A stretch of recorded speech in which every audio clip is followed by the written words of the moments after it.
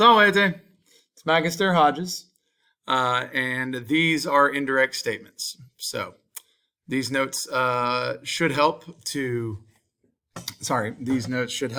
with one of the newest pieces of grammar that we're going to learn and come back to over and over again this year.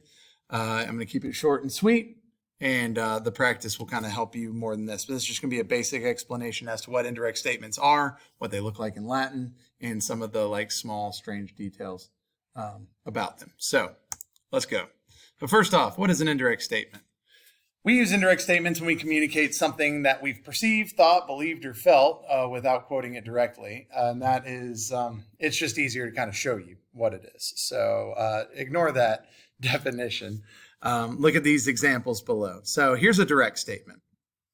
Marcus says, "I can't see the play because that guy's Ed," end quote.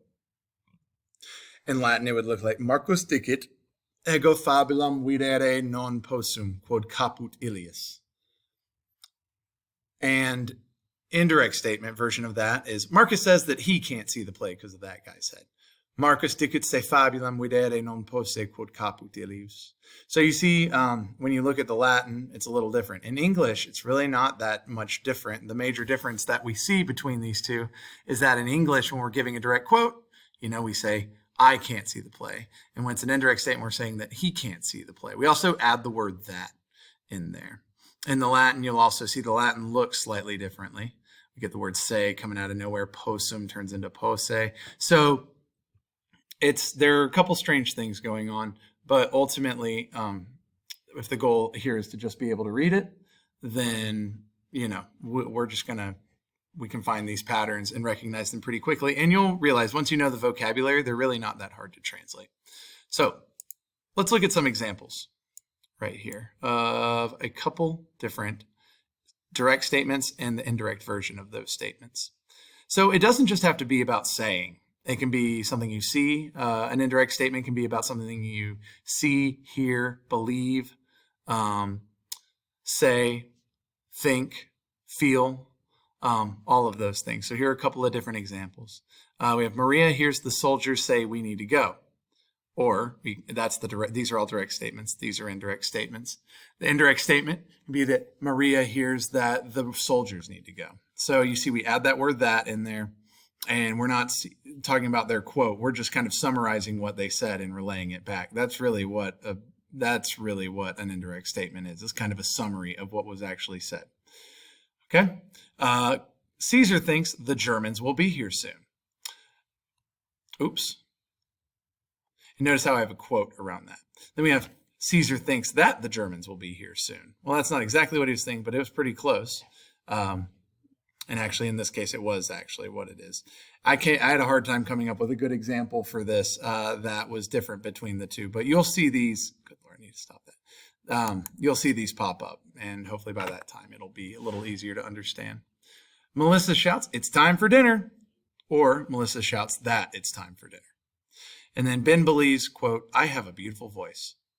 Ben believes that he has a beautiful voice. Okay, so these two, the direct statement and indirect statement, are saying the same thing. It's just the way that we are communicating it is a little different.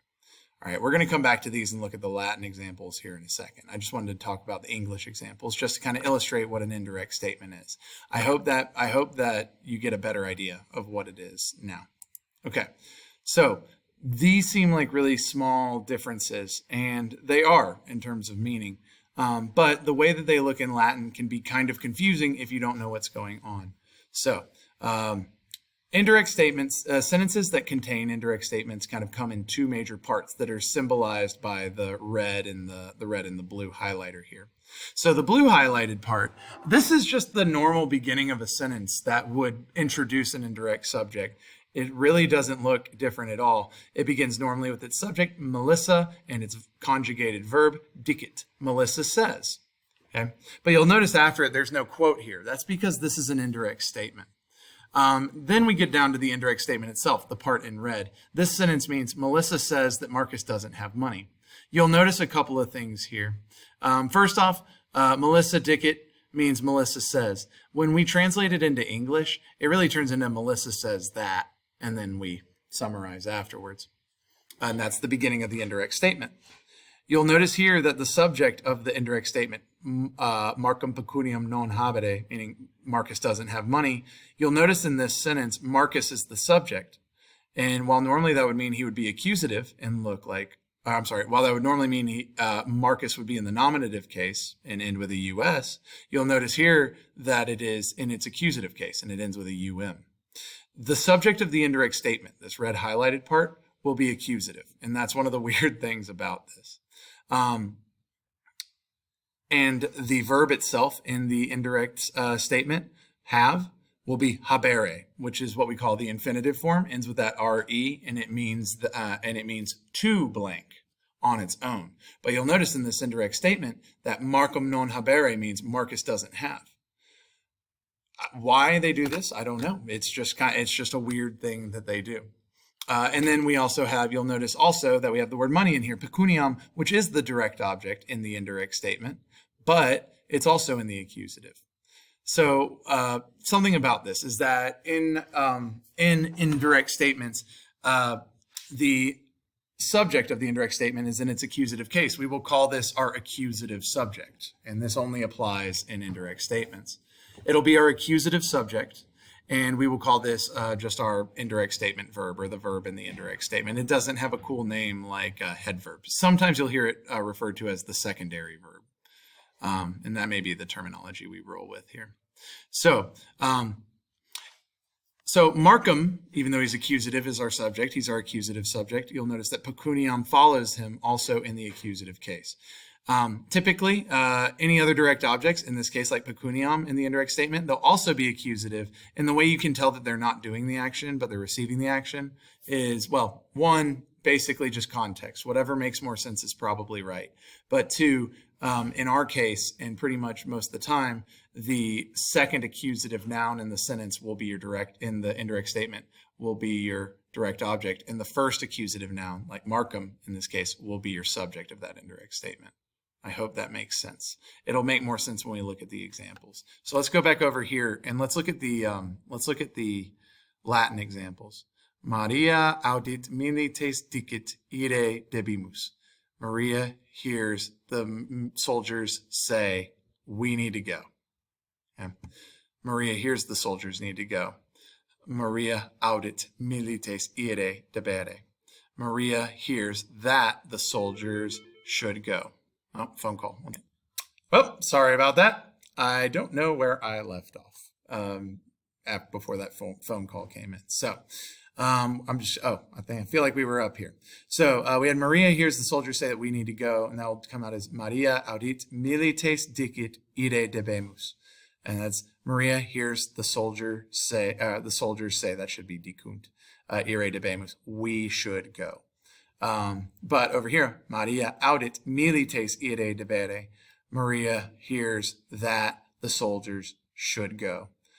You notice how this makes it shorter. That's also why we do it in English as well. It just makes things take less time to say. And naturally, when you're fluent in a language, you're going to choose the shortest amount of space to convey the most information. So that's why these get used all the time in Latin. So just being able to identify them and translate them is really our goal. Here's another one with a verb of thinking. Kaiser putat, Caesar thinks. Germani mox aderunt. Notice how I have the quotes here. Caesar thinks, quote, the Germans will be here soon. Okay. Kaiser putat Germanos mox ad esse. Caesar thinks that the Germans will be here soon. Okay.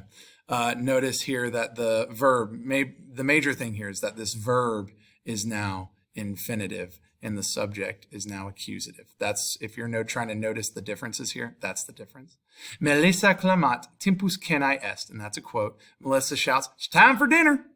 And down here we have Melissa clamat tempus canae esse. Melissa shouted that it's time for dinner. Okay. And then Ben believes I have a beautiful voice. Ben credit, quote, ego vocum pulchram habeo. Ben believes, quote, I have a beautiful voice, or more simply put, as we would more likely say it, Ben credit se vocum pulchram habere. Ben believes that he, that word say here, we're going to talk more about that in a minute, means he in this case, and he is the subject, Ben. Ben believes that he has vocum pulchram, a beautiful voice. So that's generally how they work. These are what they look like in Latin. I'm about to kind of break it down in more detail and explain, but basically you'll see the difference here is where you have ego or tempus or Germani or milites over here in the indirect statement is that will become accusative. The major place you see that is Germanos. Tempus looks the same. And you think, oh, well, that's nominative. But actually, that's a third declension neuter noun. So it looks the same when it's nominative and accusative. So that's actually accusative. That's nominative. They look the exact same. Same with milites. The nominative and accusative plural of soldiers is milites because it's third declension. So that's why those look the same. But technically, this one is nominative and this one is accusative. So that's the major difference. So let's talk about that in more detail. Or we've already talked about it in more detail. Sorry, my brain is scrambled. The Braves are playing over here and they're kind of distracting me. So I'm sorry about that. But that's the major difference. Okay. One other thing to note is what we call the sequence of tenses. Basically, this just means that for now, the tense of the verb, the head verb, in this case, audit, is going to determine also the tense of the verb and the secondary verb in the infinitive or in the indirect statement. So like Metella audit caecilium iratum esse. Metella hears that Caecilius is angry, right? Let's go down here. Metella audiwit has that V in it, makes it perfect tense. Metella heard that Caecilius was angry. So this infinitive will just change its tense to match whatever the tense of the major verb is. It also just makes more sense when you translate it. Like your brain will kind of do this for you. Metella heard that Caecilius is angry. That makes sense, but you're probably more likely to say Metella heard that Caecilius was angry. Additionally, these are small details, so don't get too caught up on this kind of stuff. Lastly, some useful words. First off, the head verbs. The head verbs are the first verb in the sentence, the one that will start the indirect statement. And they're typically verbs of seeing, speaking, hearing, thinking, believing, things like that. Here's a non-exhaustive list. There are so many verbs this could be. But when you're speaking, think like dicit, says, inquit, it also means says, or respondet, that means he responds, things like that. Anything about seeing, videt, obviously, is see, spectat, watches, he was watching that this was happening. Hearing is audit, right? Thinking, we could see cogitat, meaning thinks, or putat, also meaning thinks. We could also have intelligit, meaning understands. He understands that this is not a good place to go. So those are typically the types of verbs you'll see at the beginning of indirect statements. And then lastly, your accusative subject in the indirect statement. A lot of times you're going to use pronouns. I'm just going to run down a list of the personal pronouns in their accusative cases to help you out here. So if you want to say I am doing something in an indirect statement, you'll say me. That's the accusative version of ego. If you want to say you are doing something in an indirect statement, the first word you'll use will be te. That'll be your accusative subject for you. If you want to say he, she, or it, or they, then you'll use the word, where is it? There it is, se, S-E. That's what we call a reflexive pronoun. It refers back to the subject. So if I want to say like Ben punches himself in the face, I will say Ben se encara posat. So say there means himself. That's what it normally means on its own. But in an indirect statement, it's just going to mean he, she, or it, or it's going to mean they. It looks the same whether it's singular or plural. So you're going to see say, you're going to see the word say a lot, and most of the time it's just going to mean he, she, or it, or they, whatever makes the most sense. If you're trying to say he is the subject, but he, she, or it is not the subject of the sentence, it's not the same person, then you'll see some version of am for he, am for she, and id for it.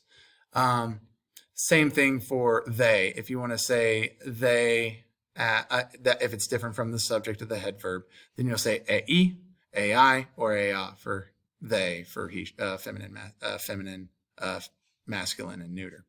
Then lastly, we have nos for we and wos for y'all. They look the same as their nominative, but they're actually different. Here's a quiz on quizzes. You can take this over and over again. Try and make a 90 on it. I'm running out of time. Walete.